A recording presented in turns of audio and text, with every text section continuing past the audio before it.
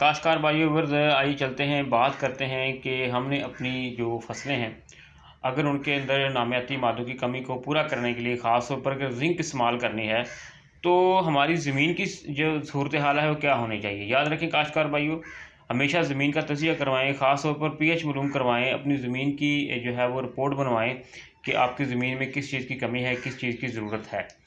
तो ज़िंक के इस्तेमाल से पहले याद रखें कि अपनी ज़मीन की पीएच जो है वो लाज़मी मालूम कर लें। अगर तो आपकी ज़मीन की जो पीएच है, याद रखें अगर आपकी ज़मीन की जो पीएच है, अगर वो 6.5 से 7 पीएच तक है, तो फिर वो बहुत ही ज़बरदस्त है। देखें जो ज़िंक होती है वो मुख्तलिफ़ हालतों में मौजूद होती है ज़मीन के अंदर, मिट्टी के अंदर आयन्स भी होते हैं, कार्बोनेट भी होते हैं, ऑक्साइड भी बनाती है। तो तमाम शक्लों में जो है इसका हल होने का अलग-अलग जो है वो सूरत हाल होती है। तो अगर आपकी ज़मीन की पीएच जो है वो 6.5 से 7 तक है, तो बहुत ज़बरदस्त है ज़िंक के लिए। ज़िंक इसमें अच्छी तरह से हल होगी तो जड़ों के ज़रिए से पौधे को मिलेगी और पौधा जो है वो बेहतर नशोनुमा करेगा और पैदावार बढ़ेगी।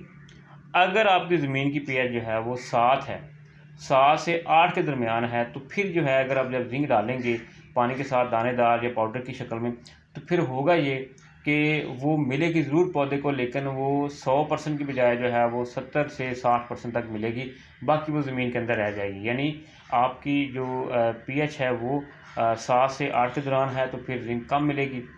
इस तरह से क्योंकि वो ऑक्साइड हालत में हो जाएगी, तो लिहाजा आपकी जो ज़मीन की पीएच है वो 6.5 से 7 के दरमियान होनी चाहिए, ताकि ज़िंक जो है वो अच्छी तरह जड़ों को मिले और पौधा बेहतर बढ़ोतरी करे। एक बात होगी।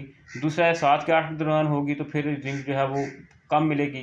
अगर 8 से ज़्यादा है तो फिर कोशिश करें कि आप फोलियो स्प्रे करें ज़िंक का। यानी अगर 8 से ज़्यादा है आपकी ज़मीन की पीएच, तो फिर आप दानेदार या पाउडर की शक्ल में ना डालें, बल्कि उससे जो है वो कोशिश ये करें कि उसे आप स्प्रे कर लें।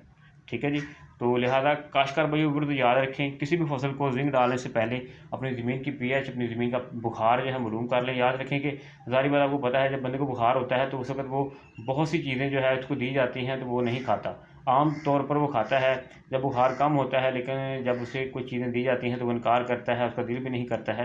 तो यही वो चीज़ होती है, ज़मीन की सूरत हाल होती है कि जब ज़मीन बीमार होगी, ज़मीन अच्छी नहीं होगी, तो फिर उस सूरत में जो है वो चीज़ों को जो है सही तरह से जड़ों तक वो नहीं पहुँचाएगी।